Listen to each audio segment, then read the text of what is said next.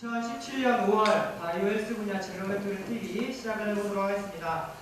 안녕하십니까. 한국과학창의재단 진로멘토링 TV는 농사, 농촌 등에 거주하는 학생들과 각 분야 전문가들이 온라인을 통해 진로, 소통하는 자리를 마련하는 목적으로 만들어졌는데요. 이번 5월 달에는 바이오헬스 분야 전문가 3분 모시고 이야기를 나눠보도록 하겠습니다.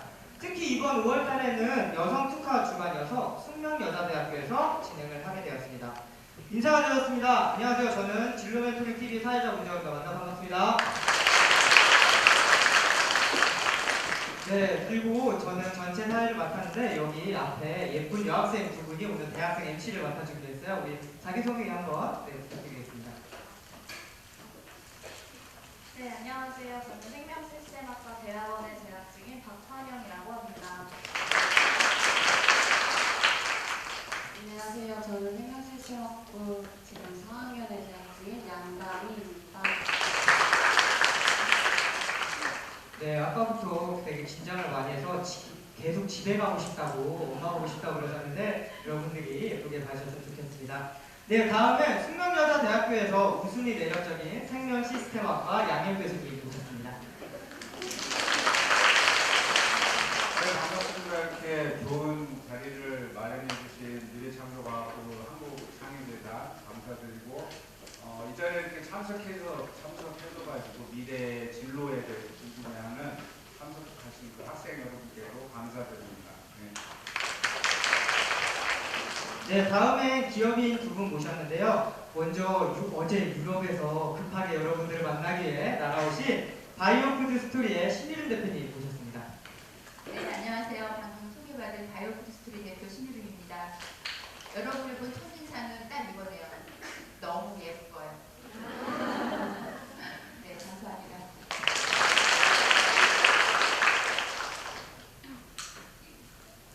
네, 다음에는 우리 베토올의 김정민 대표님 모셨습니다. 네, 안녕하세요. 배틀 주식회사 대표 김정미고요. 사실 저도 연애를 나왔기 때문에 굉장히 분위기가 제가 좀 탈모시를 하고 왕년의 시절로 볼 것 같고요. 오늘 여러분들이 궁금한 점이나 여러분들이 사실은 소중한 시간을 갖고 내서 지금 여기 오셨는데 기대에 부응하고 뭔가 집어갈 수 있도록 뭔가 여러분한테 보탬이 될 수 있는 많은 얘기를 전달해주고 싶습니다. 그래서 짧은 시간이지만 서로 재밌게 두번이 반번이 하면서 하여간 뭔가를 갖고 가시기를 강력하게 여러분한테 권고합니다. 감사합니다. 네, 그러면 이제 본격적으로 시작을 해볼 텐데요. 여러분 혹시 여기 바이오헬스 관련 학과 학생들 한번 손 한번 들어보시겠어요? 나는 생명공학이다. 바이오헬스. 대부분이 아니네요. 네. 그래서 우리 먼저 우리 교수님께 숙명여자대학교 생명공학과가 어떤 학과이고 바이오헬스가 어떤 분야인지 간단하게 소개 한번 부탁드리겠습니다. 그 수줍어서 손을 좀 안 들은 것 같은데 어쨌든 우리가 이 인류의 역사를 보면은 인류는 처음부터 이제 세균이나 바이러스에 의해서 상당히 고통을 받던 그런 시대가 있었고 그 시대로부터 벗어나는 것은 이제 여러분이 잘 아는 항생제 발견이라는 걸 통해 가지고 그런 시대로부터 벗어나죠. 그리고 이제 2차 세계대전이 되면서 발발하면서 과학이 엄청 발전을 하게 되고 그리고 분자생물이라는 게 도입이 되는데 제가 이제 학교 다닐 때 그때 유전자 공학 해가지고 유전자를 조작할 수 있는 학과가 생겼다. 그래가지고 제가 생물학을 시작을 했거든요.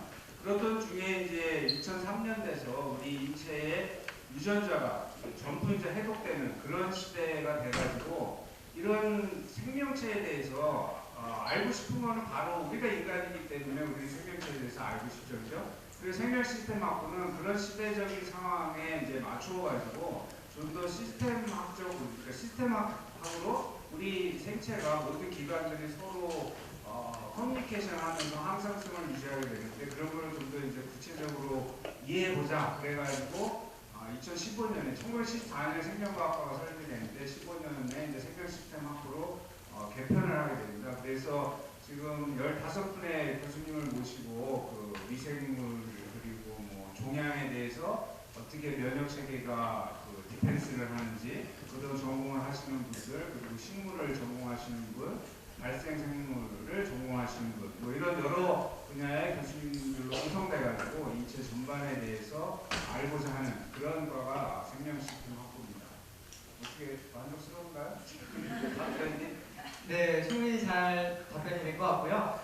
저기 앞에 있는 대학생 MC 두 분이 이제부터 기업인 분들에게 여러분 입장에서 궁금한 점을 하나씩 물어볼 거예요. 그럼 여러분이 한 나중에 4시 이후에 여러분들도 질문할 수 있는 시간들이 있으니까 잘 들으셨다가 이런 질문 한번 해봐야겠다라고 해주시고요. 혹시 또 여기서 저 학생 마음에 든다 이래서 채용을 하실 수도 있잖아요. 그래서 네, 그러니까 여러분 요즘 취업난인데 네, 여기서 취업난까지 해결하시면 일석이조 효과 얻어가실 수 있을 거라 생각합니다. 우리 그럼 먼저 한번 우리 질문을 한번 해볼까요? 네, 바이오푸드 스토리 신유진 대표님께 먼저 질문드릴게요. 바이오푸드 스토리 건강기능성 전문 임상시험 식탁기관이라고 하는데 임상시험 식탁기관이 뭔지 잘 몰라가지고 질문드렸습니다. 네, 정확히 말하면 저는 건강기능성 전문이 아니라 건강기능성 식품 전문 CRO입니다. CRO는 임상시험 수사기관이라고 해서 약품 CRO도 있고요. 소노모라, 그다음에 기능성 식품 이렇게 저는 기능성 식품 분야 전문 CRO입니다. 그래서 말 그대로 컨트리뷰를 내셔서 연구를 대신해 주는 기관인데요. 그 안에는 어떤 이야기들이 숨어 있냐면 연구의 아이템의 기능성을 입증해주는 인상, 그 다음에 그 인상에 잘 국제적인 수준으로 잘 이루어질 수 있도록 하는 모니터링, 그 다음에 국제적인 프로젝트의 매니지먼트, 그 다음에 그거를 시각차 인증하는 과정까지 이련의 과정들을 하는 역할을 하는 게 CRO입니다. 우리 그러니까 지금 얘기를 듣다 보니까 우리 어떤 기업인지 여러분들은 잘 모르시잖아요. 그죠? 그래서 제가 한 1분씩 기업 PR을 하실 수 있는 시간을 드리도록 하겠습니다. 먼저 우리 신윤 대표 하셨을까? 먼저 김정희 대표님께서 우리 베토는 어떤 회사다라고 간단하게 소개 한번 부탁드리겠습니다.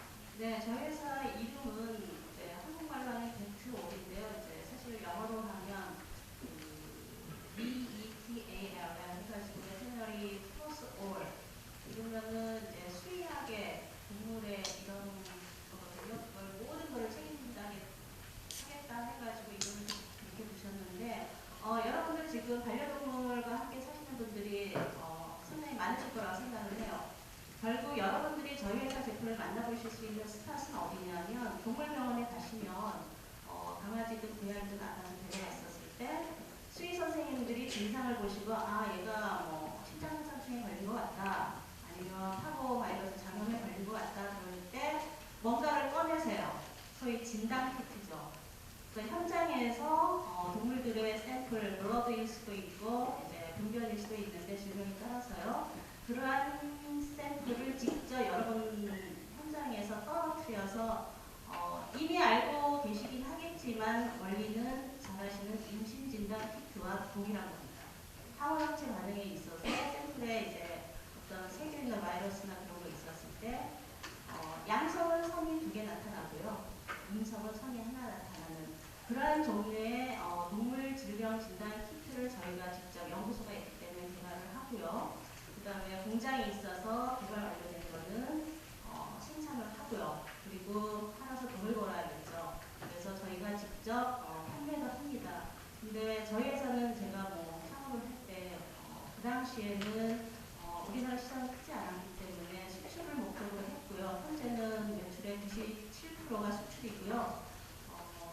굉장히 많은 나라에 지금 판매를 하고 있습니다. 그래서 베톨이라는 회사는 동물 질병 진단 키트를 연구해서 개발하고 생산하고 직접 수출하는 회사입니다.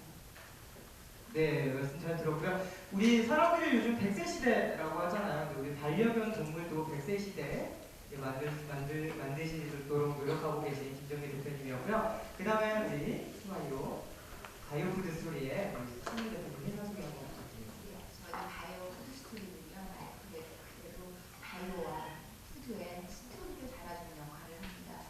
근데 그 스토리를 우리가 모든 사람들이 다 인정할 수 있게끔 이야기를 달아주는 역할을 하는 곳이고요. 업종으로 분류하면 지식기반 서비스업에서 연구개발 지원업에 속합니다. 저는 연구소에 한 25년, 30년 있다가 창업을 하게 되었고요. 창업이 엄마와 아이하고 다 즐거울 수 있는 일하는 여성 그걸 어느 날 문득 그런 생각이 들어서 시작하게 됐고요. 설립한 지는 지금 만 5년이 됐어요. 그래서 아직은 작습니다. 6명이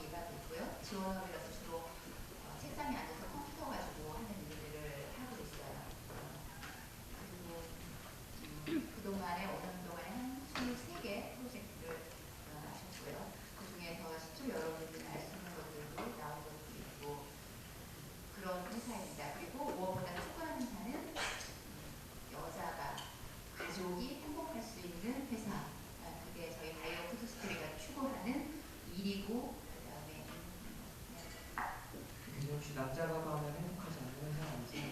네, 네 말씀 잘 들었고요. 우리 양변 학생 한번 우리 이렇게 질문 한번 해볼까요? 방금 소개해 주신 거 듣고 뱃줄 김동희 교수님한테 질문했는데 동물 진단 특제라는 걸 처음에 만드시게 된 그 아이디어를 어디서 얻었는지 궁금한데 저희가 또 대표님 이렇게 찾아보니까 정보학, 생물 정보학도 공부하셨더라고요. 그걸 연구하셨더라고요. 그래가지고 그렇게 그걸 통한 빅데이터가 이런 교수님의, 아니, 대표님의 아이디어를 얻는 데 도움이 되었는지 여쭤보고 싶어요. 네, 질문을 정리를 하면요. 바로 잡겠습니다. 저는 숭실대학교 생명정보학의 겸임교수를 했어서 생명정보학을 직접 전공한 건 아니고 그 학과에 이제 제가 맡은 분야에서 이제 강의를 했기 때문에 제가 생명정보학을 전공하지 않았습니다. 거슬러 올라가면 사실 저도 여러분하고 같은 때가 있었어요. 대학교 1학년도 있었고 1학년 때는 대학 들어왔다고 1년 내내 열심히 놀고 노는 게 인생의 이제 목적이었던 시절이 있었고 그 다음에 성적표를 받아보고 충격을 받아서 2학년 때부터 정신 차리고 조금씩 이제 만회하려다가 너무 힘들었죠. 왜냐하면 1학년 때 너무 안 좋은 성적을 받았기 때문에. 그러니까 지금 여러분들이 저를 보실 때 여러분들의 20년, 30년, 40년 후에 모습을 본다라고 생각하시면 훨씬 더 이제 얘기를 들어갈 때 이렇게 살 것인지 아니면 이렇게 사실 것인지 아니면 다른 방향을 사실 것인지는 여러분들이 판단을 하면 되실 것 같고요. 이렇게 얘기하는 이유는 저도 여러분 시절이 있었다라는 거. 지금 굉장히 뿌옇고 답답하고 한숨만 많이 나오시죠. 저도 그런 적이 있었습니다. 그래서 어떤 이제 연결고리를 갖고 얘기를 하면 훨씬 더 도움이 될 것 같아요. 제가 동물진단 키트를 하게 된 배경은 사실은 저는 수의학과 전공이 아니고요. 그렇기 때문에 굉장히 생뚱맞죠. 하지만 많은 분들이 물으셔. 어떻게 해야 하다가 이렇게 이제 사업을 하게 되셨냐 그랬을 때 저는 사업할 생각이 꿈에도 없었습니다. 어쩌다 보니까 사업을 하고 있더라고요. 그게 솔직한 얘기고요. 하지만은 그래도 이제 저도 나름 열심히 하려고 노력했기 때문에 이 시점에서 동물진단 키트 관련 사업을 하는데 왜 그렇게 됐냐면 제 이력을 나중에 찾아보시면 알겠지만 저는 학부는 생물학과를 나왔고요. 근데 제 관심사는 약간 어떤 질병에 대한 관심이 좀 많았고 이제 그래서 서울대학교에서 에피데미올로지 역학 그러니까 역학이라는 거 아시죠? 어떤 질병이 예를 들어서 심정프루가 터졌을 때 이제 역학조사를 하자. 소위 이제 역학이라는 건 질병의 수사학인데 살인사건이 났을 때 형사평론가가 수사를 하듯이 역학자들은 질병이 발생했을 때 원인이 무엇이고 어떻게 전파가 되었고 그래서 어떻게 차단을 하고 앞으로 어떻게 예방을 해야 된다 그런 얘기를 그런 거를 공부하는 학문이에요. 그래서 저는 좀 질병에 대해서 알고 싶어서 석사를 하고요. 그러다가 제가 미국에서 이제 공부를 하면서 생물학과로 들어갔는데 아니야 내가 논문 쓰는 것도 좋겠지만 나는 실질적으로 나한테 도움이 되고 내 식구한테 도움이고 내가 한 어떤 연구라든가 그게 실질적으로 이제 확인이 가능한 어플라이드 사이언스 응용을 나는 더 하고 싶어 해서 약대로 갔습니다. 그래서 약대에서 양리 독성을 연구를 했고요.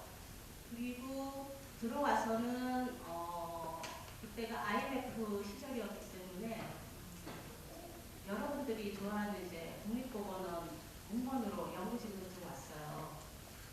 연구직 생활을 쭉 하다 보니까는 일단은 여러분도 아시겠지만 자기하고 안 맞으면 일을 못 하거든요. 그래서 저는 좀 안 맞더라고요.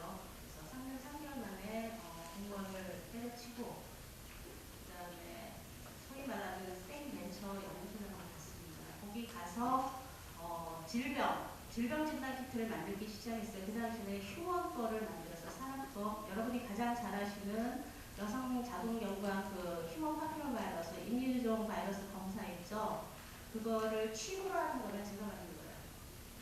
당시에 임유종 바이러스 DNA 칩을 출시를 하고 그런 과정에 여러 가지 휴먼 진단, 성병 진단, 결핵 진단, 장애 여러 가지 그런 거를 맡기 시작했어요. 그러니까는 과학자가 실질적인 진단 키트를 만들고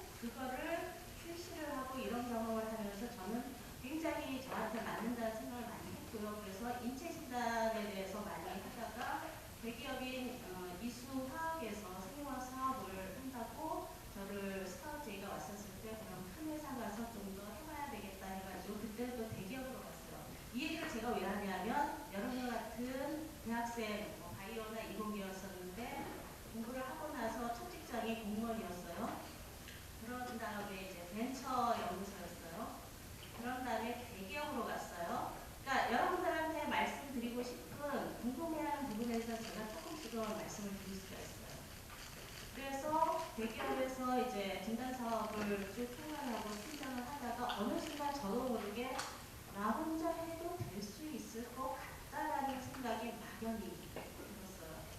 그래서 그때 실질적인 계기가 돼서 제가 진단 사업팀과 함께 나와서 제가 창업을 했는데 가장 중요한 거는 창업을 할 때 이제 사업을 해서 돈을 벌어 이제 망하면 안 되겠죠. 그래서 제가 인체 진단 쪽을 하는 건 잘하겠는데 그때는 대기업 지구관에서 했기 때문에 가능했는데요. 제가 사장이고 돈도 별로 없고 사람도 없고 할 수 있는 건 개발할 수 있는 능력은 확실하고 할 수 있는 건 또 이제 있었기 때문에 괜찮은데 그렇다면 대기업이 안 하고 아직 아무도 안 하는 틈새 시장을 가야겠다 해가지고 그때 반려동물 제가 11년 전이죠. 반려동물 시장이 이제 점점 이제 크기 시작하면서 저거를 하면 내가 승산이 있을 것 같아요. 왜냐면 만드는 거는 이제 인체나 동물이나 원리는 같잖아요. 그렇기 때문에 그때 사업적 기회를 보고 사업적 미래 성장성을 보고 아주 단순합니다. 돈을 잘 벌 수 있을 것 같아서 필연 진단 하지 말고 반려동물 진단 하자라고 해서 돈 진단을 하게 됐습니다. 그게 제 스토리고요. 장황하게 말씀드린 거는 제가 이런 직업을 했었기 때문에 혹시라도 그 부분에 대해서 이제 궁금한 거 있으면 나중에라도 이제 물어보셨으면 제가 스토리를 소개했습니다.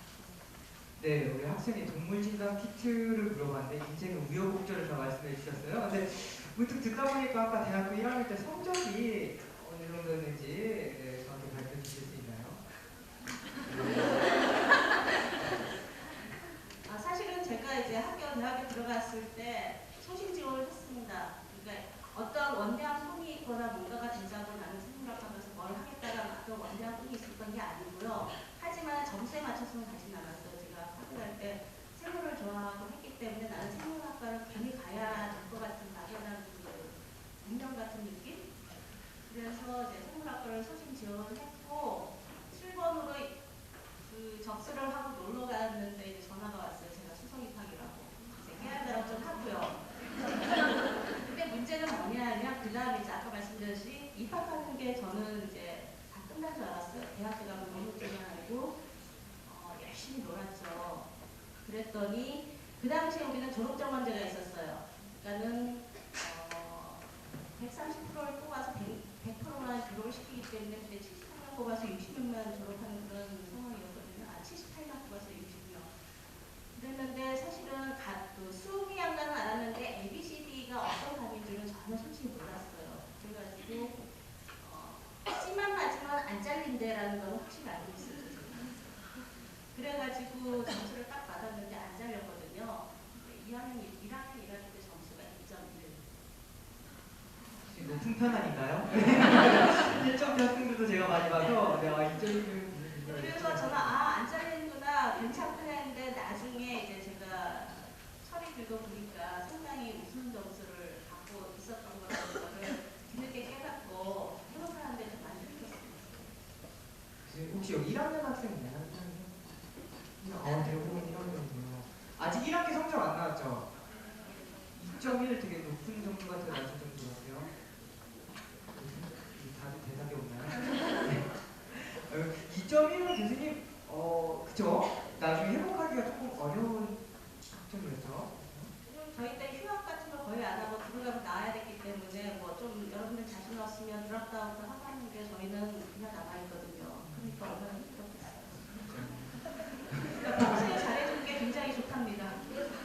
네, 교수님 오늘 명언은 1학년 때부터 공부를 해야 된다라는 말씀이고요. 그럼 여기서 교수님께도 궁금한 점이 하나 있는데 대표님께서는 생물적으로 하시다가 이제 공무원 시장에 들어가셨잖아요. 근데 여기 보니까 대부분 생명 시스템학과 친구인 것 같아요. 교수님 보시기에 이제 아무래도 교수님들이 학생들 지도도 많이 해주시니까 생명 시스템학과를 졸업하면 어디로 취업을 많이 하는지 사실 그게 제일 궁금한 부분이잖아요. 어디로 많이 취업을 많이 하나요?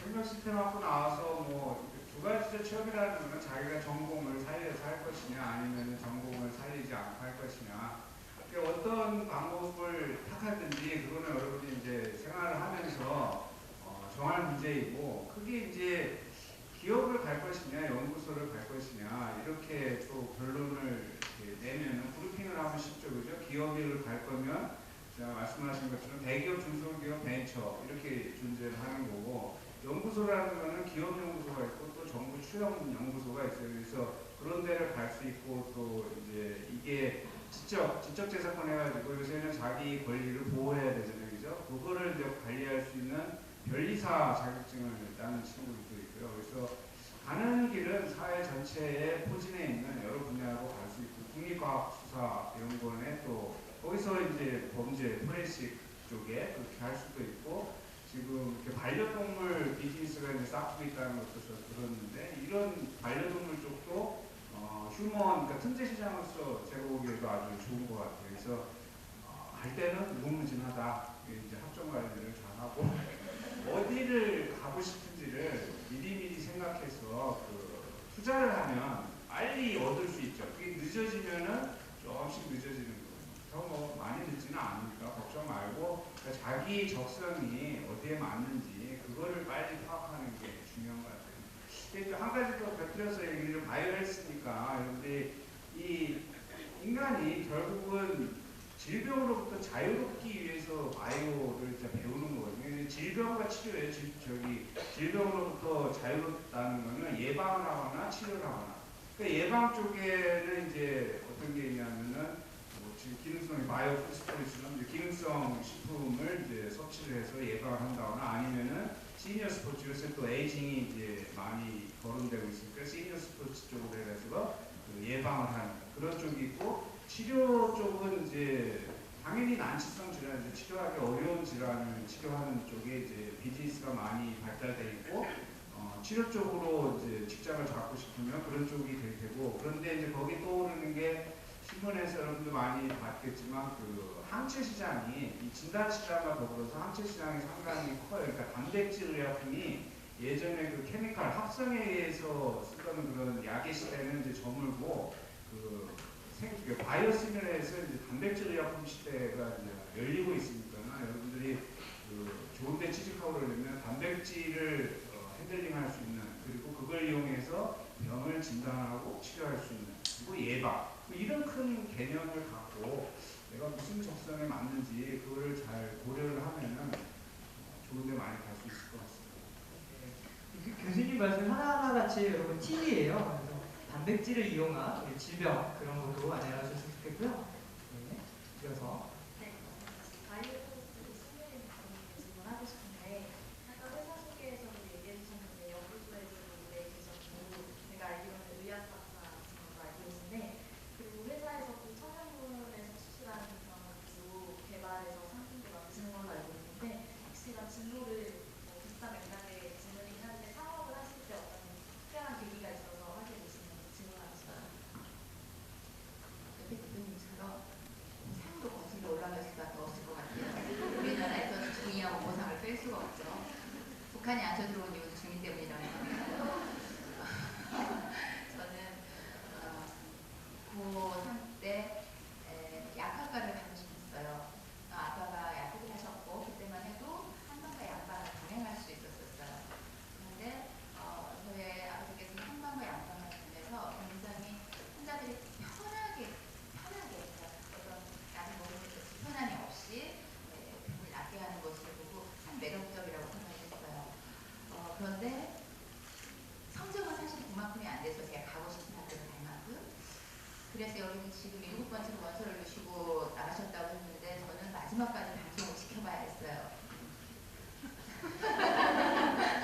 그런데 떨어졌죠. 네, 그래서 그때만 해도 저희는 정기학년 특이였어요. 그래서 그러니까 저희 형제가 5인데 위에 둘하고 밑에까지 셋이 서울에 학교를 다니고 있었거든요. 그래서 그래서 그냥 지방에 가야겠다 하고 이제 지방으로 가니까 좋은 성적을 들 수밖에 없잖아요. 그래서 1학년 3월 한 4일부터 어떤 교수님 방에 들어가서 그때부터 이제 이쪽 연구에 대한 어떤 개념이 트기 시작했어요. 성적은 여기 2.1이라고 했는데 저는 굉장히 안 좋았습니다. 근데 이제 제가 생각하는 성적은 물론 관리는 필요하겠는데요. 그 성적이 다는 아니더라 라는 말씀을 좀 드리고 싶고요. 그렇게 해서 이제 대학교로 갔는데 이제 이렇게 수업을 받다 보니까 생물학과를 갔어요. 비슷한 생물학과를 갔는데 교수님 연구실에 있다 보니까 재미가 새록새록 하게 되죠. 그리고 이제 연구실에 있다 보니까 다른 학생들보다 보는 게 많아졌어요. 보는 게 많아지니까 생각하는 게 많아지고, 생각하는 게 많아지니까 무슨 생각이 드냐면, 내가 이러다가 노벨상도 살 수 있을 거야, 이런 생각이 대학교 2학년 때 들었습니다. 솔직히 그때 심정이. 그렇게 이제 대학 생활을 보냈고요. 그리고 이제 대학원에 가서는 의대로 대학원에 갔어요. 그런데 면역학 교실에 들어가게 됐고, 면역이 뭐 우리가 흔히 말해서 면역력이 떨어졌네 어쩌네 하지만, 면역에서 매력적이었던 건 조절이라는 개념을 면역에서 제가 느끼게 되었고요. 그러면서 이제 이쪽에 나 이쪽으로 한번 가봐야 되겠다라는 생각을 하게 되었고, 그래서 학교 연구소에 있다가 밖으로도 잠깐 나갈 수 없고 밖으로 계속 연구소에 있었어요. 그러다가 2003년도에 우리나라 건강기능식품법이 이게 개정이 되면서, 그전에는 그냥 명절 때 왜 이렇게 막 뭐라 그럴까요? 바가지 써가지고 학생들이, 자식들이 사갖고 오면 막 자랑하시고 그렇게 좋대 이런 개념이었거든요. 그렇게 좋대 이런 개념이었는데, 이제 법이 생기면서 저희도 이제 우리나라도 관리가 들어가게 되었죠. 그러면서 이제 그쪽에 관심을 가지게 되고, 그래서 그러면 이게 완성이 되려면 임상을 알아야 되겠구나 생각이 들어서 병원연구소 쪽으로 자리를 옮겼어요. 그래서 임상을 거쳐서 하게 되고, 그러면서 법이 생기면서 이제 식약처에서 이쪽 의약품법이 아닌 건기식법을 이렇게 하는데 같이 좀 강연도 했었고, 그러면서 점점 더 이제 매력적이 됐어요. 그런데 제 성격이 한 번 뭘 하면 조금 끝을 보는 그런 부분이 없지 않아 있다 보니까 결혼도 했고 아이들도 있는데 불협화음이 조금씩 생기기 시작하는 거예요. 그러면서 가족회의가 자주 열리게 되고, 그러면서 아이들이 왜 엄마가 일을 하는지 모르겠다라는 그런 질문도 하게 되고, 그러면서 밤 9시가 되면 우리 가족은 모두 휴대폰을 끄자. 그 다음에 메일을 하지 말자. 이런 얘기들이 나오면서 그리고 어느 날 문득 저희 아이가 집에 갔더니 조금 분위기 아니 얘기 끝이 없죠. 네. 굉장히 제가 중요해요. 네. 지금의 회사를 가지게 된 이 생각하고 굉장히 중요한 거예요. 갔더니 아주 이렇게 세트로 굉장히 비싼 도자기 세트에다가 스테이크를 부어서 놓고, 그 다음에 와인잔, 제일 비싼 와인잔에다가 우유를 따라서 먹고, 그리고 오하게 음악을 틀어놓고 먹고 있더라고요. 그래서 제가 얘기했죠. 그때가 한 9시 넘어서, 너 그거 치우지도 않을 거면서 그냥 저 있는 우유컵에 먹지 왜 와인컵에 먹냐 그랬어요. 그런데 이제 집에 들어가면서 일에 조금 막 있으니까 일이 전 너무 좋았어요. 그런데 그러다 보니까 이제 사람은 한계가 있잖아요. 그러다 보니까 내한테 짜증을 내게 된 거죠. 그런데 우리 딸이 조금 세요 열심히. 잠깐 시간 있어요 그러더라고요. 벌써 그 눈빛에서 레이저가 나오고 있어요. 그래서 내가 있지. 엄마가 직장을 다니는 이유가 뭐야? 난 물어보더라고요. 제가 생각을 해봤어요. 결혼을 했잖아 그러더라고요. 우리들도 있잖아. 혼자가 그렇게 재밌게 살면 되겠냐 양심적으로. 자기는 그렇게 생각한대요. 제가 일을 하고 돈을 벌고 하는 이유가 자기들을 잘 가르치고 잘 입히고 그렇게 하는 부분도 한 부분에 분명히 있어야 된다고 생각을 하는데, 그래서 자기는 엄마가 그걸 못 챙겨주니까 자기가 생긴 거래요. 가장 좋은 그릇에 가장 좋아하는 음식을 해서 먹었다고. 그러면서 그 얘기를 행복하게 딱 임팩트 있게 하고 방으로 들어가는데 생각을 하고 있어요. 그렇다 생각이 들어서 얘기했죠. 그네가 14일이었어요. 11월 14일 얘기했죠. 11월 30일까지만 근무를 하겠다. 그리고 그 다음에 뭘 할지를 잘 모르겠지만 약간 비슷한 일을 내가 잘하는 일이니까 그 일을 하겠지만 그때까지만 근무를 하겠다 하고 정리를 하고, 그러고 나니까 6개월을 쉬었는데 3개월 만에 수술을 4군데를 했어요. 저는 체질적으로 일을 해야 되는 체질이었던 것 같아요. 6개월마다 치과 정기 검진을 받는데 받은 지가 3개월 됐는데 갔더니 설명을 찍어봤더니 종양이 생겼다는 거예요. 뼈에. 그리고 어디도 고장나고 어디도 고장나고 해서 수술을 4번을 했어요. 그렇게 하고는 생각했죠. 쉬엄쉬엄 좋아하는 일을, 그 대신 나만 좋아하는 게 아니라 내 가족도 좋아하고 그리고 나하고 같이 일하게 되는 사람들도 좋아하는 그런 너무 크지는 않지만 그래도 모두가 행복하고 꿈을 가지고 가는 그런 회사를 한번 해보고 싶다라고 해서 그런데 뭘 할 것이냐 당연하죠. 내가 제일로 잘하는 일을 해야 되겠죠. 네, 그래서 창업을 하게 됐습니다. 그리고 이쪽 일이 제가 창업할 때 1호였어요. 그때 막 생기기 시작한 왜냐하면 그동안에는 이 법이 없었기 때문에 이쪽 과정으로 트레이닝을 받은 사람이 없거든요. 네, 제가 이기고 그리고 전국대병원에서 받았는데 그때가 나라에서 진행해준 첫 번째 임상시험센터였어요. 네, 그러다 보니까 그런 계기로 이 일을 하게 됐습니다.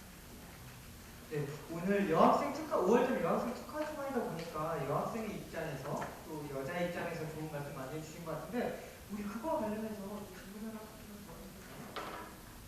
아까 그 회사 소개에서 직원들 다 여성분들이라고 해주셨는데 그거는 지금 대표님께서 채용을 하시는 데 있어서 여성 위주로 뽑으셨기 때문이지 아니면 근무 환경에 따라서 여성 인력이 오래 남아있기 때문에 이런 현상이 나타나는 건가요? 아니요, 네, 처음부터 여성을 뽑아야겠다고 생각을 했어요. 여성을 뽑아야겠다고 생각하고 제가 공부하는 과정에서 일본에서 조선을 했어요. 그래서 육삭동의를 갔거든요. 그래서 학위를 하러 갔지만 학위를 못하고 들어와서 한국에서 다시 학위를 하게 됐어요. 그러면서 한 몇 년을 한 2시간 정도밖에 못 잔 것 같아요. 그래서 여자를 원칙으로 하겠다. 여자를 원칙으로 하되 아까처럼 내 아이하고 내가 행복하게 그렇게 다닐 수 있도록 그런 분위기를 조성하겠다 해서 했었고요. 그 다음에 제가 이제 중장기 플랜을 5년부터는 제가 연구 개발하는 걸 굉장히 좋아해요. 연구가 저한테 맞아요. 그래서 제품들을 그동안에 제 연구 수첩에 있었던 아이템들 하나하나를 해서 제품을 만들어서 5년부터 해야 되겠다고 생각을 해서 지금 두 번째 작품 2016년도 말에 나왔습니다. 그래서 지금은 작지만 하여튼 저는 제 나름대로 제가 계획한 대로 살고 있는 거거든요. 저그 이어가지고 대표님께서도 육아와 일 같이 병행하셨다는지 그리고 그거에 대한 불편함이 있으셨던 거에 대해서 듣고 싶어요. 육아 문제는 간단하지가 않죠. 단순히 여러분들이 상상을 하시면은 그 느낌 받으실 것 같아요. 내가 지금 대학교 다니면서 대학원 다니면서 하라는 거 다 하면서 점수도 관리를 하면서 그 다음에 그러한 상황에 이제 남편과 애가 있다고 상상을 해보세요. 그러면 많이 힘들겠죠. 사실은 힘든 건 맞고요. 근데 거의 인류 역사상 여자들이 다 그렇게 해왔고 뭐 남들도 했는데 나도 할 수 있다 이런 쿨한 생각이 저는 굉장히 중요한 것 같아요. 진짜로 그게 자신 없으면 결혼하면 안 되죠. 아니죠. 결혼하는데 애를 낳으면 안 되겠죠. 근데 이제 결혼을 하게 되면 자연스럽게 사람이라면 이제 애가 생기고 또 애가 생기면 이제 분만실에서 소리 지르는 거 까맣게 있고 또 애들 밖에 웃는 것 때문에 또 잊어가지고 다시 또 문제 나고 이렇게 하는데 그거는 여러분들이 여러분들이 이제 겪어야 될 숙제라고 해야 되나? 아니죠. 인생의 한 과정일 뿐이에요. 적당한 시기에 중학교 가고 고등학교 가고 대학교 가고 적당한 시기에 남자 친구 만들어서 연애하다가 결혼을 하고 그런 것처럼 적당한 시기에 여러분들이 이제 엄마가 된다는 거죠. 그 과정을 너무나도 자연스러운 내 인생의 한 과정이고 내가 인간이기 때문에 이렇게 태어났을 때 뭐 생물학과니까는 얘기하면은 태어나시면 XX이기 때문에 할 수 없잖아요. 그거를 그냥 자연스럽게 받아들이고 가장 편안한 방법은 뭐 우리 선배도 했고 남들도 했고 우리 엄마도 했는데 내가 못할 게 있나 이렇게 쿨하게 생각을 하시면은 한결 가벼워져요. 그게. 그러면서 이제 그렇다면 동시에 여러 가지 역할을 엄마로서 직장의 한 소속원으로서 성과도 내고 그리고 남편한테 사랑받는 와이프가 되고 여러 가지 그 역할을 다 잘하고 싶잖아요. 그거는 여러분들 스타일에 따라서 생각해내면 돼요. 그러니까 여러분이 애교가 많으면 애교 전공으로 나가시면 되고요. 약하시면은 뭐 금전으로 해결을 하시고요. 또 그 외에 여러 가지가 있겠죠. 여러분 스타일에 따라서 소위 그거를 극복하고 현명하게 할 수 있는 노하우나 전략을 짜는 게 제일 중요하고 그렇다면 이제 여러분들이 박사님은 대표님은 어떻게 하셨어요? 라고 질문을 할 것 같긴 한데 저도 별거 없어요. 절대로 처음에는 사실은 슈퍼우먼처럼 이제 원더우먼처럼 그렇지 않아요. 그러니까 한 어떤 사회인으로서 100점도 맞고 싶고 엄마로도 100점 맞고 싶고 와이프로도 100점 맞고 싶은데 그때는 몰랐죠. 다 100점 맞을 줄 알았어요. 근데 제가 지나고 보니까 세계 100점 맞는 여자는 저는 인간이 아닐 거라는 생각을 해요. 그래서 저는 하나는 100점 맞고 나머지는 낙제보다는 그냥 세계가 평균 이상으로 가는 게 가장 내가 덜 불행하고 그나마 할 수 있는 일이지 않을까라는 생각을 했어요. 근데 거기에도 여러분들이 잘하는 과목이 있고 약간 아쉽지만 그래도 평균 이상의 과목이 있는 것처럼 일은 좀 냉정하고 치열한 거기 때문에 유비가 없기 때문에 일은 확실하게 해야 되는 건 맞아요. 그래서 일부분에 있어서는 확실하게 해야 될 것 같고 그 다음에 가정에서의 롤은 애가 어렸을 때는 남편의 적극적인 지원이 필요합니다. 그래서 여러분들의 장기로 남편을 설득을 해야 돼요. 그러니까 설득하는 방법이 여러 가지겠죠. 그래서 이제 불쌍하게 구는 방법도 있고요. 아니면 여러 가지로 결론은 남편이 내 와이프를 좀 도와줘야 되겠다라고 유도하는 게 제일 중요하고요. 그 다음에 애가 좀 컸었을 때 말을 알아들었을 때는 애한테 설명을 하는 거죠. 엄마는 이런 일을 하고 이렇게 했는데 네가 이렇게 해주면 너무 좋겠다. 그리고 저는 이런 식으로 얘기를 했어. 아빠 직업은 교수님이시고 엄마 직업은 사장이고 네 직업은 학생. 그러면은 우리 각자 아침에 일어나서 각자의 일터에 가서 열심히 일을 하고 저녁에 돌아와서 보자. 그런 식으로. 너는 학생으로서 열심히 일을 했니? 엄마는 오늘 사장으로서 너무 일을 잘했어. 라든가. 이런 식으로 애들한테도 내가 맨날 싫지만 학교 가야 되는 것처럼 엄마도 한 직장에 가서 사장으로서 일을 하고 아니면 뭐 영어로 일을 하고 이런 게 있구나라는 거를 알든 모르든 무조건 설명을 해요.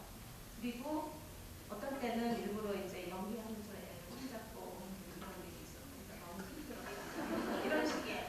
근데 이제 모를 줄 알았지만 그런 가정들을 하면서 그 10분간에 불만은 있겠지만 할 수 없이 내가 참아야지 뭐 이런 식의 상황이 벌어지는 거죠. 그래서 나는 무조건 잘할 거야 라는 거거든 자기의 성격이나 이제 체력도 생각하고 여러 가지 생각해서 식구들한테 솔직하게 얘기하고 대신 이거는 있어야 돼요. 너무 감사하다는 거. 남편한테도 자식들한테도 감사하다는 생각을 갖고 하지만 친구들이 내 입장도 참 많이 이해를 해줄 수 있는 상황으로 유도를 한다면 어렵지 않아요.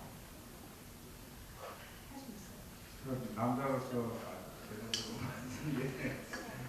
여러분이 이제 결혼할 파트너를 이제 남편을 만날 때 강하게 요구를 하세요. 너 일 좀 해야겠다. 우리 반반하자. 그거를 정확히 의사전달을 안 하면 여자만 피곤해요. 그러니까 전통적으로 일을 좀 더 하잖아요. 근데 그거를 여러분 시대 때는 지금 어차피 그렇게 대접을 해줘가지고는 여러분이 너무 힘들 것 같아요. 왜냐하면 진짜 육아하고 다시 직장생활하고 보통 힘든 게 아니에요. 와이프를 내가 어떻게 잘 만나서 꼭 참고 하고 있는 것 같은데 나는 이미 진짜 쫓겨났을 정도로 일을 좀 안 해거든요. 근데 해야 될 것 같아요. 진짜 미안하고. 왜 여러분이 남자 친구 많을 때 그거를 확답을 받아요. 진짜 중요한 것 같아요.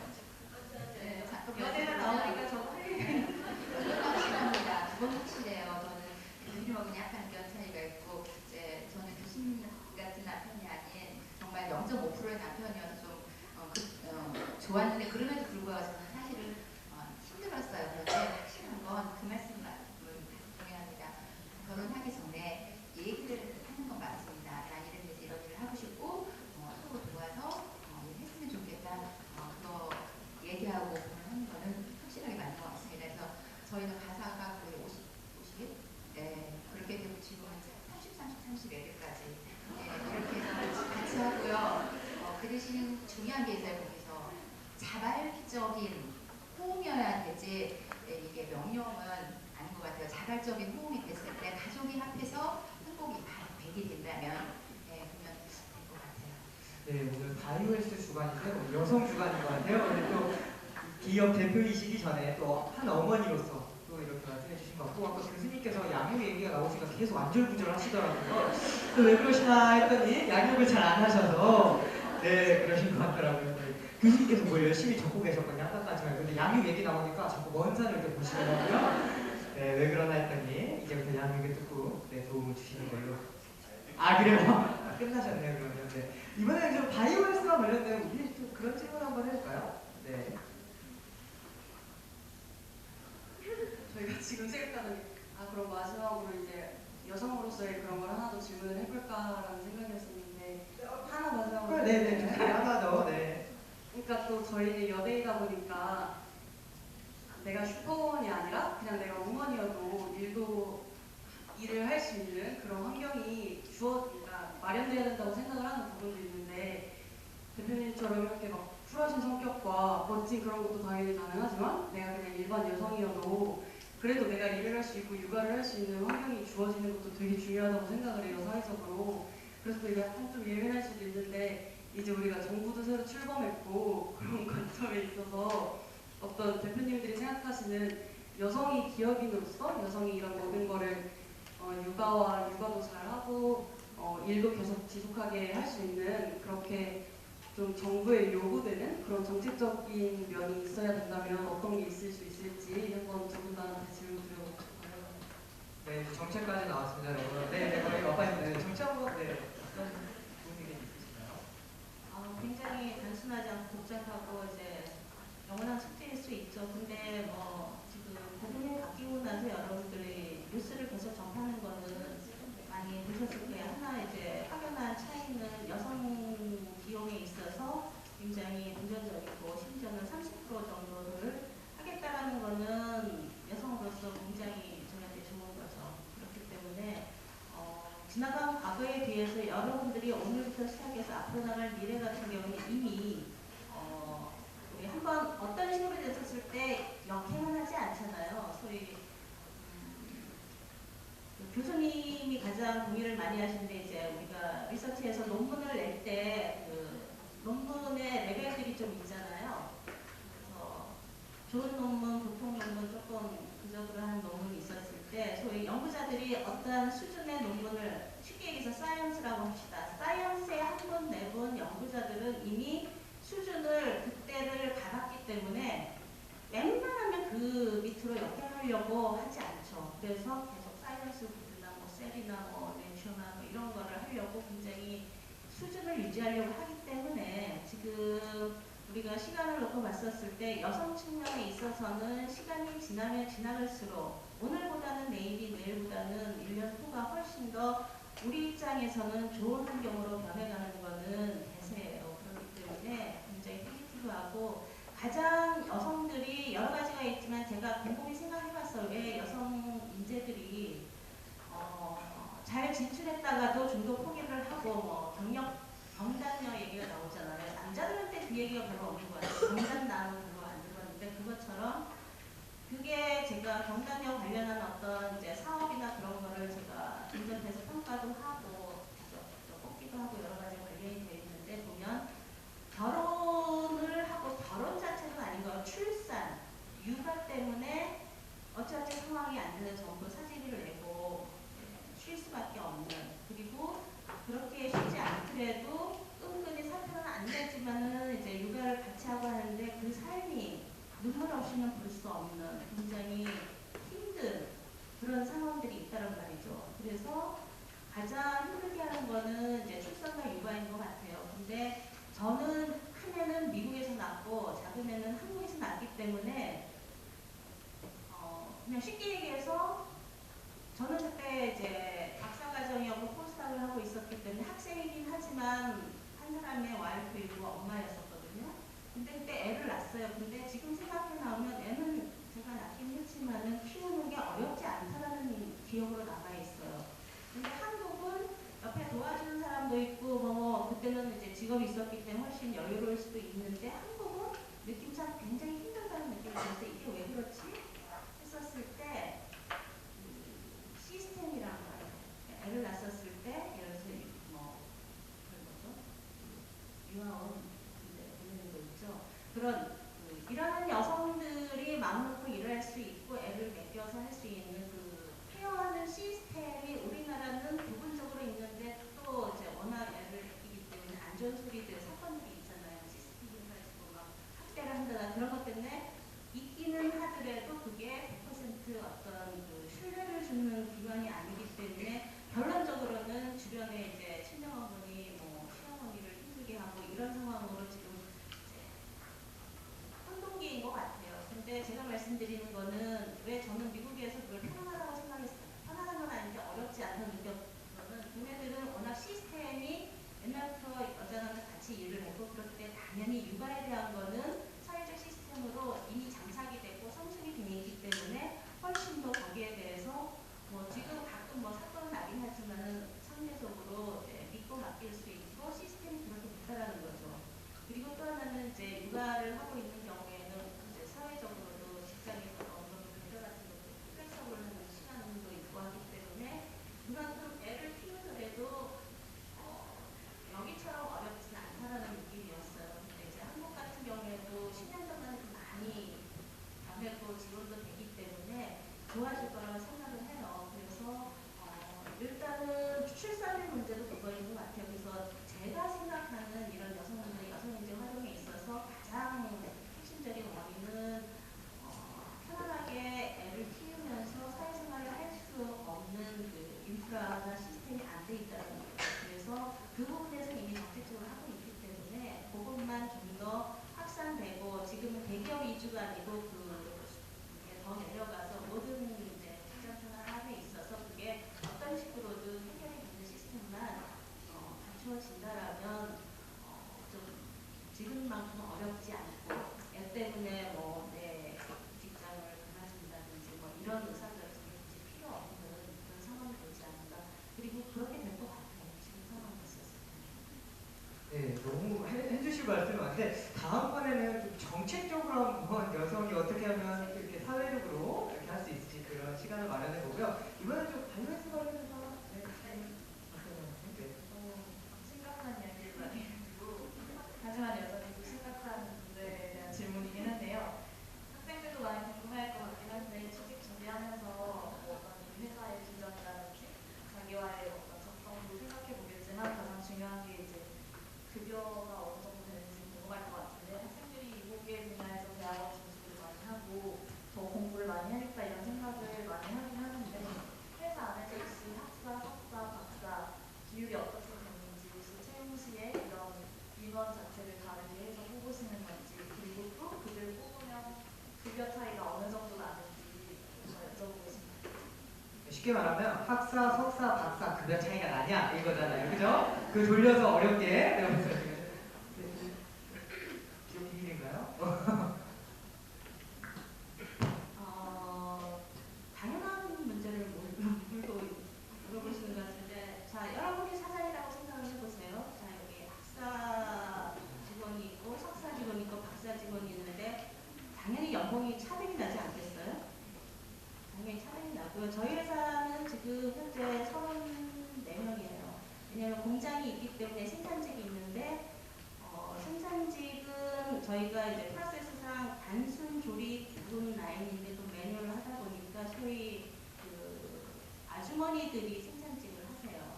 근데 저도 아줌마이기 때문에 그분들이 나이대가 저보다 어리긴 하지만은 어떤 상황인지 너무 알고 그래서 그분들 입장을 왜냐하면 살림을 하시기 때문에 충분히 이해해서 이제 그 부분에 대해서는 저희가 배려를 좀 해서 5시에 모든 게 종료가 되고요. 안전하게 청소해서 5시 15분에 퇴근이 되고 야근 없고 휴근 없고 휴근 없고 휴일 없고 그래서 하기 때문에 상당히 그 충성도라든가 아니면 장기 근속이 있어서 굉장히 좋은 것 같고 근데 저는 그분들이 굉장히 소중합니다. 그분들 손 하나하나에 대해서 이제 불량품 적합품이 나오기 때문에 아줌마의 힘이 대단하죠. 우리 회사는.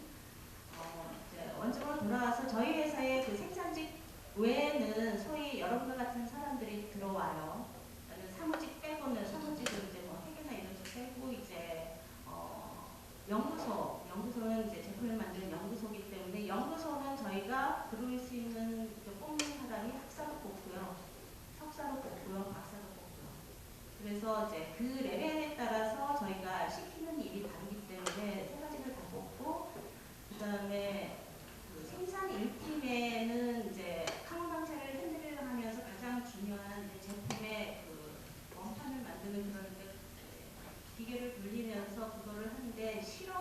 같이 해야 돼요. 벙커도 만들기 때문에 그런 부분도 바이오 전공하는 학생을 뽑아서 거기에는 학사를 뽑아요. 그러니까 저희 회사에 들어올 수 있는 사람은 전문학사, 학사, 석사, 박사가 다 뽑는 거죠.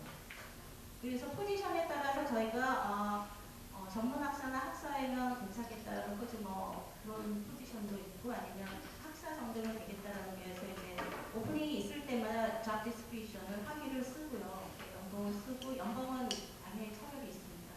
그래서 그렇게 해서 이제 저희가 하기 때문에 딱 하나 제가 가장 많이 질문을 받는 게 바이오 쪽에서 그래도 좀 괜찮은데 취직하고 그러려면 꼭 석사를 해야 되나요? 라는 질문인데 그거는 좀 질문이 잘못되었고요. 전문학사부터 박사까지 다 취직을 할 수가 있는데 여러분이 하고자 하는 잡 포지션이 어떤 거냐에 따라서 학위가 달라지겠죠. 소위 말해서 연구소에 연구원 자격을 갖고 싶다 했었을 때는 석사 정도를 돼야 된다고 제가 말씀을 드릴 수가 있는데 소위 바이오지나 품질 보증 같은 경우에는 학사만 있어도 되거든요. 아니요. 학사 정도는 충분해요. 그리고 석사까지 할 필요 없고 석사를 해도 나쁘진 않지만 소위 말해서 여러분은 덜 공부하고 취직을 하고 싶은 사람들이기 때문에 이제 품질보증 같은 경우에는 학사는 당연히 자격을 가졌다고 생각을 해요. 그래서 연구소 부분은 그래도 뭔가를 개발해야 되는 상황이기 때문에 그래도 여러분이 실험을 하고 연구를 해본 경험이 필요하다 보니까 석사 이상 이렇게 생각하시면 될 것 같습니다. 네, 그럼 우리 바이오푸드 스토리도 어떻게 되는지. 간단히 말씀드리겠습니다. 딱 제가 방금 발견한 게 하나 있어요. 점심을 굶고 오다 보니까 샌드위치가 두 종류라는 걸 알았거든요. 시작할 때 아, 레모지 샌드위치하고 둥근빵. 근데 둥근빵이 양이 많은가 봐요. 주로 그분들이 주시네요. 아, 그래요? 농담이고요. 저희도 회사 내부상에는 분명히 구분이 있습니다. 그런데 실질적으로 저는 뽑을 기분이 없습니다. 왜냐하면 어떤 걸 알고 있냐면요. 석사이지만 석사의 레벨에 미치지 못하는 사람이 있고요. 박사이지만 박사의 레벨에 미치지 못하는 사람이 있습니다. 그런데 학사임에도 불구하고 석사, 박사의 레벨에 미치는 사람이 있어요. 그래서 저는 내주는 정해져 있지만 실질적으로는 그렇게 실행하고 있지는 않아요. 네, 그리고 반대로 또 저는 회사 직원들의 충성도가 높은 게 아니라 제가 직원들에 대한 충성도가 높습니다. 그래서 두 가지를 물어봐요. 두 가지. 첫 번째는 계속 공부를 했으면 좋겠다. 학사로 들어오면 석사, 박사를 했으면 좋겠고 석사로 들어오면 저 위에 했으면 좋겠고 그건 왜 그러냐면 다른 데로 이직을 할 수도 있잖아요. 그랬을 때 지금 내가 같이 있을 때보다는 훨씬 더 좋은 조건으로 갔으면 하는 바람이에요. 내가 헤어질 수도 있으니까. 그래서 석사, 박사 뭐 이거 부분은 내규는 있습니다만 실질적으로 활용하지는 않고요. 내규 상에는 박사가 100이라면 석사가 80이고요. 학사는 70 정도로 되어 있습니다. 그렇지만 그거보다 꼭 지켜줘야 될 것은 계속 자기 발전을 위해서 노력할 자신이 있는지에 대해서는 저는 꼭 물어보고요. 그리고 그게 100이 아니더라도 시간이 10년에 걸쳐서 박사를 마치든 5년에 걸쳐서 박사를 마치든 그 생각을 계속 가지고 되도록이면 오래 같이 늙어갈 수 있는 사람을 굉장히 궁금한 게 문득 생겼는데 지금 학생들이 석박사로 가는 퍼센테이지 혹시 몇 퍼센트 되나요? 10% 미만인 것 같아요. 학사에서 바로 학석사로 가면은 남들보다 한 학기가 1년인가 빨리 석사 자격을 받는 데 반해서 공부해야 되는 양이 상당히 많아요. 시간이 너무 쫓겨서 뭔가 좀 저는 별로 안 좋아하는 제도인데 그냥 학사에서 석사로 가야지 석사를 하게 되면 시간적으로 너무 쫓겨서 자기 원하는 바를 잘 못하는 거예요.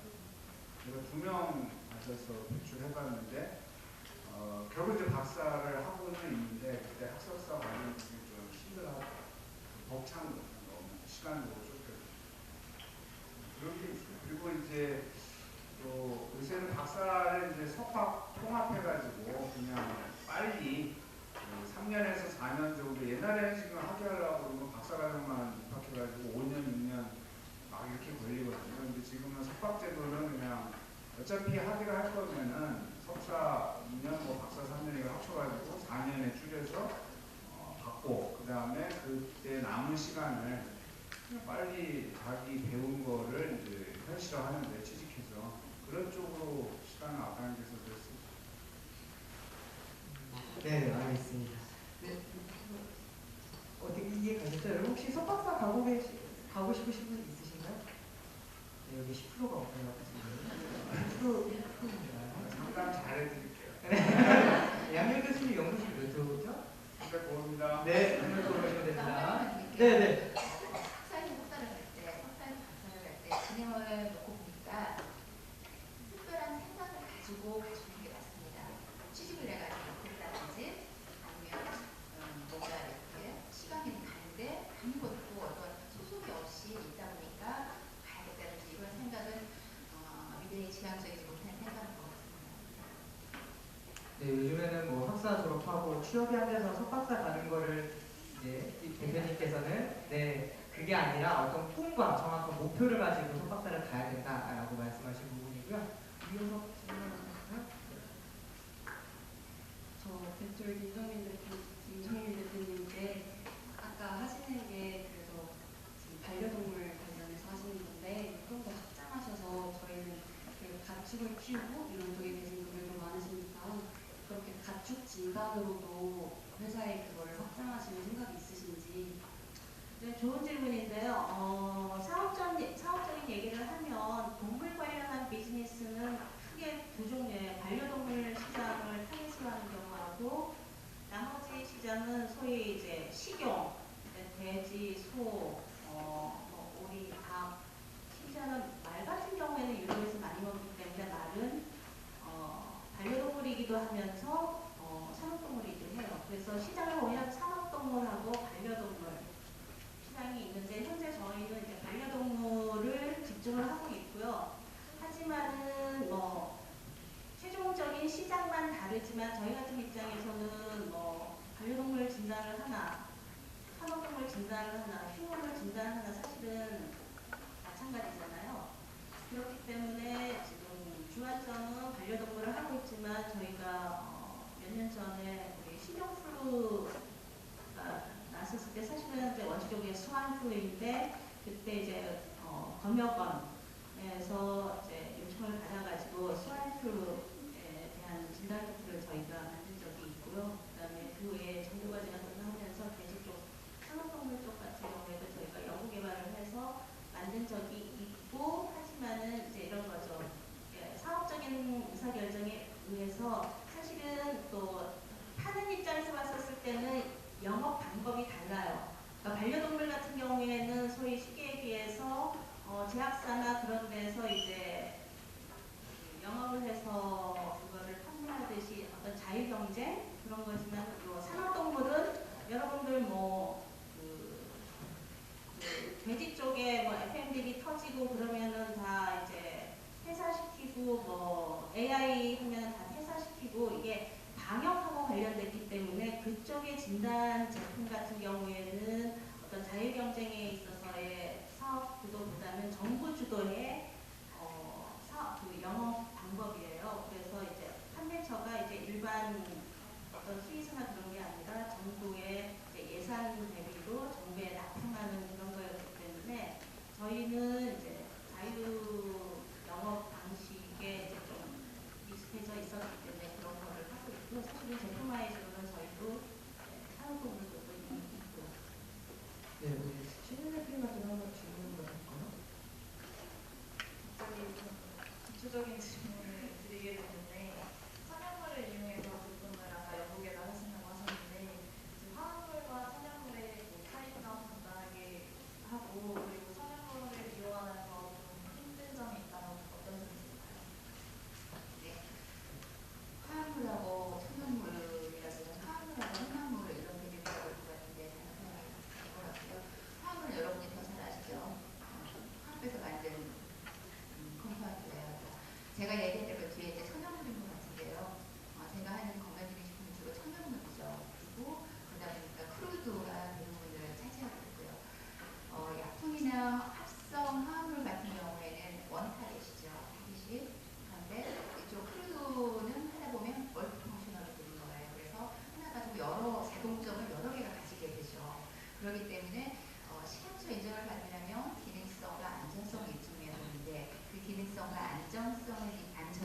발생하는 부분이 있어서 멀티 타겟이 있다 보니까 그 기능성 임상이나 이런 데서 임상 설정 이런 것들이 굉장히 좀 애매하고 그런 부분이 있고 또 약에서는 명확하게 우리가 뇌캔처럼 할 때 부작용이 있다고 생각하고 들어가잖아요. 그런데 이제 쪽은 그렇지 못하다 보니까 그런 것에서 조금 어려움이 있고요. 또 투명물 이제 의학적으로 나가면 또 표준화나 기준이 그게 없어서 계속 안전하고 이런 제품을 계속 조절할 수 있는지에 대한 거기에 대한 또 문제가 부딪히게 되죠.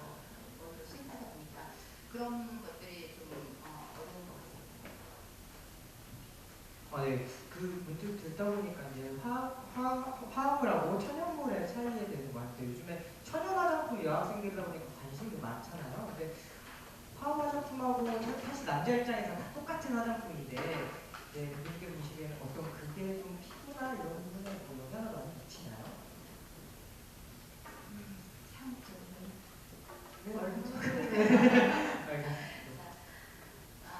저도 지금 두 번째 개발한 제품이 청소년용 여드름 제품이에요. 메커니즘 상으로는 지금 첫 번째이고 청소년기에 가장 가려진 호르몬 자체를 조절해서 세포에 있는 호르몬 자체 그거를 조절하는 효소 조절에 사용이 되기 때문에 조금 다른 건데요. 다르다고 생각하는 거죠. 경험을 붙여볼 때 제가 이거를 정답을 줄 수가 없을 것 같아요. 왜냐면 제가 그 노무현 정부 때 신문으로 굉장히 많이 이용했어요. 그래서 오엽심이 있어가지고 신문으로 굉장히 많이 이용했는데 리액션이 들어왔어요. 그리고 공개되지 않은 회의 내용도 비디오 자료로 하고 그랬어요. 그래서 그게 남아있어서 그 다음 대통령 때 계속했죠. 저 주임원이었습니다. 그래서 천연물이 가지는 특성들이 다 있고 그 다음에 이제 또 소비자 시장이 그렇게 트렌드가 흐르고 있고 그 다음에 아무래도 비타민C 같은 거잖아요. 고현정 예전에 셰프가 비타민C도 우리가 레니버 생화책에서는 합성이나 천연이나 별 차이가 없죠. 그렇지만 합성은 비타민C가 있는 거고 천연에서는 이거 말고 플러스 알파가 있는 거잖아요. 그래서 그 정도 차이라고 생각해 주시면 될 것 같습니다. 네, 알겠습니다. 너무 애매했나요? 네, 이렇게 저희가 이제 15분까지다 보니까 이제 저희가 20분까지 넉넉잡히 한 10분 정도 남았는데 마지막 질문 하나씩 제가 드리고 싶은데 먼저 교수님께 우리 바이오했으니까 제가 인터넷 뉴스로 암세포 마코로라 피나제비의 감기 조절 기작을 규명하셨다고 하셨더라고요. 근데 이게 우리 인류가 제일 이렇게 100세 시대를 남기려면 이제 암을 이겨내야 되는데 이게 언제쯤 진짜 실제로 암을 이겨낼 수 있는 그게 가능할까요? 가능하면 언제쯤 저희가 그게 사실 이제 미국에서도 암을 치료하겠다고 뭐 문샷 캔서 문샷 프로그램 해가지고 이제 달 정복하듯이 암을 정복하자 그렇게 대통령부터 나서가지고 주장을 했어요. 10년 내에 어떻게 해보자. 그런데 그게 너무 신의 영역인 것 같아요. 언제 그게 될다 완치가 되겠다 이거보다는 그래도 생존율을 높이겠다. 90% 80% 뭐 이런 게 정답일 것 같고요. 그래서 그게 언제 올지는 여러분이 얼마나 거기 암 연구에 뛰어들어 주느냐 이게 지금 결정하는 거예요. 여기 다 암 연구를 한다 그러면은 아마 내년에 90%까지 치료를 올릴 수 있지 않을까. 한 연구실 번호는 뭐라고 그랬죠? 300% 우리 암 연구에 관심 있으신 분들은 찾아가시면 될 것 같고요. 네. 제가 그리고 시간 내서 이렇게 참석을 했으니까 바이오 헬스 분야, 향후 뜰 분야 잘 적어요. 그 뜰 분야를 몇 개 찍어줄게요. 내가 이렇게 카메라에 보다가 정리 좀 해왔는데 들어본 사람이 있을 텐데 일단 스트레스, 바이오 피드백이라는 게 앞으로 뜰 건데 그건 뭐냐면은 내가 나의 스트레스를 인지를 하고 그 인지된 스트레스를 우리가 핸드폰으로든지 그 수치를 알게 되면 다시 우리가 마인드 컨트롤을 통해서 그 수치가 낮아지는지를 보는 거예요. 그게 이제 바이오 피드백 해가지고 아마존에서 뭐 싸구려기 팔기도 하는데 그쪽 분야. 그래서 내가 내 몸을 컨트롤할 수 있는 그쪽이 아마 뜰 거고 또 하나는 이제 IT하고 그 의료 그리고 기초생명 쪽에 이제 융합 분야가 상당히 뜰 건데 그 예를 들면 이제 우리가 이제 그런 옷을 입잖아요. 그래서 옷에 이제 섬유에 전자섬유가 들어가고 그 전자섬유가 그 생체 신호를 센싱을 해주면은 우리 생체 신호들이 혈압, 혈당 뭐 이런 게 데이터로 쌓이는 거죠. 그러면은 그 사람의 그 데이터를 병원으로 보내게 되면 병원에서 그 데이터를 바탕으로 이 사람의 건강을 계속 관리를 해주는 거예요. 그래서 거기에는 이제 IT 쪽에 그 종사하는 사람이 있겠고, 이제 바이오 쪽은 이제 기초생명학 쪽에서는 그런 생체 지표들을 어떻게 센싱하는지 그런 기초 연구를 담당을 할 것이고, 지금 데이터 쪽에서는 이제 그렇게 어쨌든 지금 빅데이터 시대잖아요, 그죠? 그래서 그 데이터를 효율적으로 관리할 수 있는 그런 쪽에 또 시장이 있으니까 그런 융합 시장을 하나 보면 또 좋을 것 같고, 또 하나는 이제 뭐 뉴트라셀칼이 있듯이 이게 뭐지 천연물 그 약 같은 게 있고 합성신약 뭐 여러 약들이 있는데, 또 하나는 이제 일렉트로소리칼 해가지고 전자약 시장이 생길 가능성이 있어요. 그건 뭐냐면은 이를테면은 우리 이제 신경을 어떤 전자칩으로 계속 자극을 하면은 면역 시스템 전체를 조절할 수 있는 그러한 기술들이 지금 연구 중인데, 그러니까 그렇게 전자적으로 우리 면역계를 조절해서 그 질병을 치료하는 이런 개념들, 이게 아직 그렇게 많이 알려져 있지는 않지만 이미 그 잘 나가는 데서는 다 진행을 하고 있는 일이니까 여러분들 그런 쪽에 관심을 갖고 한번 폭넓게 시야를 가져보면은 재밌는 게 많이 있거든요. 네, 원래 마지막 공식 질문이 바이오 헬스 분야에 이제 어떤 학생들한테 추천해줄 만한 진로 이렇게 말씀드리고 있는데 교수님께서 말씀을 해주셨으니까 이거 잘 들으셨다고 시험 문제 나올 수도 있습니다. 방송 들으시는 학생들은 이거 꼭 시험 문제를 내주시고요. 우리 이제 학문적으로 이렇게 이런 분야가 유망하다라고 말씀해 주셨으니까 현장에서는 어떤 바이오 헬스 분야 중에 어떤 분야가 유망한지 한 1분 정도 저희가 시간이 얼마 없거든요. 네, 교수님 말씀하신 부분에 뒤에가 부서진다고 생각하시면 좋을 것 같습니다. 그 많은 것들이 이루어지려면 트렌드가 입증할 수 있어야 돼요. 그래서 입증하려고 한다면 아까처럼 임상시험이 지금보다 더 많이 오게 되고요. 공식도 마찬가지입니다. 그런데 아까 제가 하고 있는 CRO 안에는 어떤 직업들이 있냐면 CRC라는 직업이 있어요. 그 다음에 CRA라는 직업이 있어요. 네, 그런데 여러분이 조금 매력을 느끼실 것 같은 경우에는 CRA죠.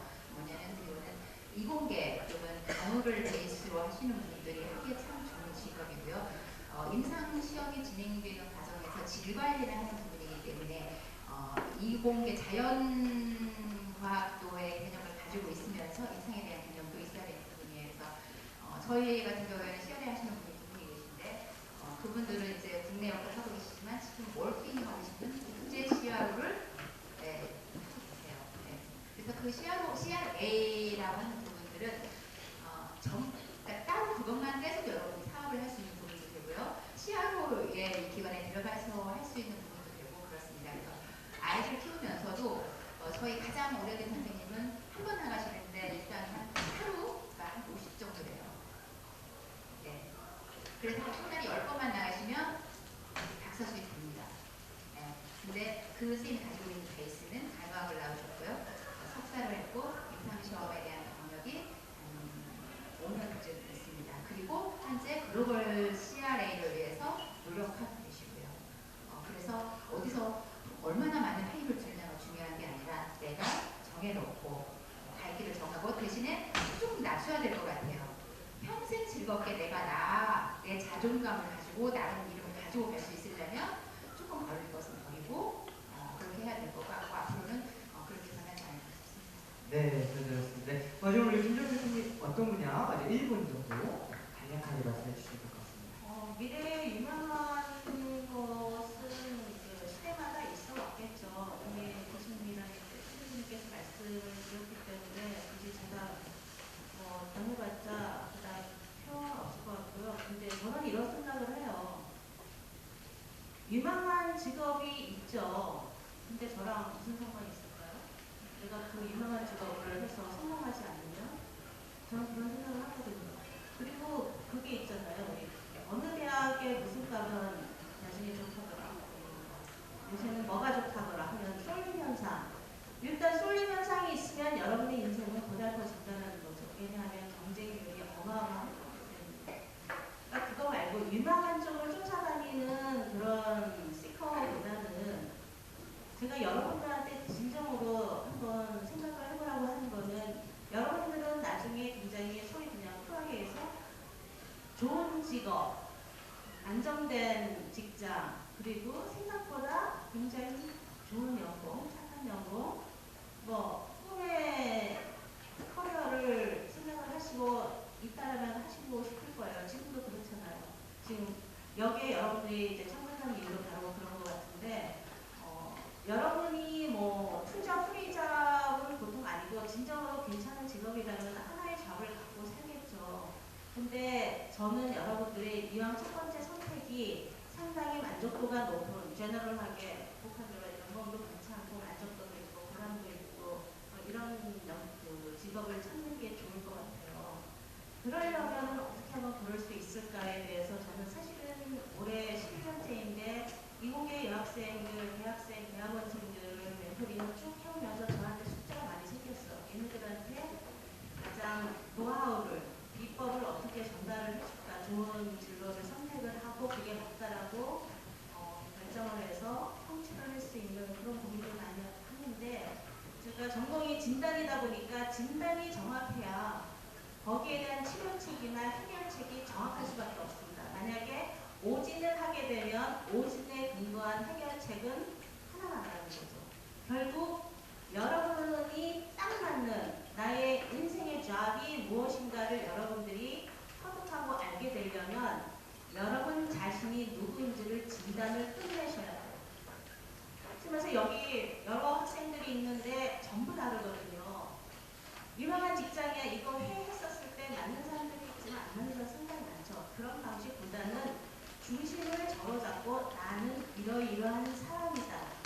취향은 이렇고 싫어하는 거는 저렇고 나는 잠이 많은 편이고 하지만 일찍 일어나면 잘하고 여러 가지 이제 있는데 본인 자신에 대한 진단을 끝내셔야 돼요.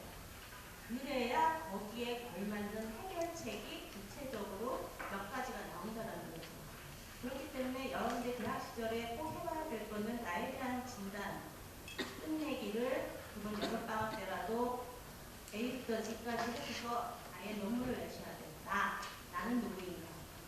해서 나의 진단을 끝내셔야 되고요. 그런 다음에 거기에 가능성이 있는 결론적으로 내가 누군지에 근거한 여러분한테 적합한, 당연히 거기는 하고 싶은, 하고자 하는 그런 게 있겠죠. 그래서 후보군이 나올 거예요. 그러면은 그 후보군에 대한 검증이 들어가야 되겠죠. 당연히 그 시절에, 그 시점에 그 일을 하고 있는 선배나 모르는 사람이 좋습니다. 여러분이 하고자 하는 그 직업을 하고 있는 사람을 교수님을 통해서든 선배를 통해서든 그 사람을 만나세요. 그래서 당신은 지금 행복한가, 무슨 일을 하는가, 그걸 하려면 어떻게 한다 해서 여러분이 관심 있고 하고자 하는 직업군이 있으면 현재 그 일을 하고 있는 사람들과 세션을 가져서 그 사람들과 인터뷰를 해서 내가 생각한 대로 나한테 딱이야. 나는 이렇게 생각했는데 현실은 아니구나.